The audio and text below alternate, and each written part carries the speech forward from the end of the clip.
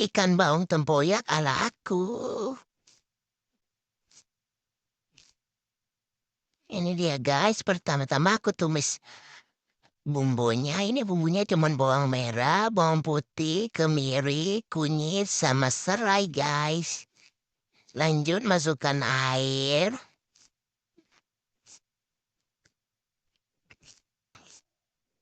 Lanjut lagi masukkan ikan baungnya.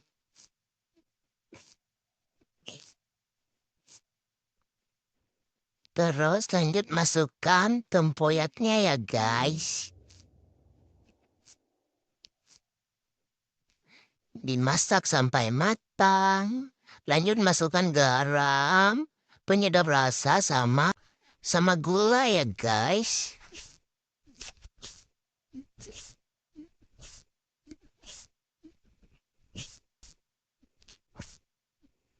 Ini dia ikan baung tempoyak ala aku.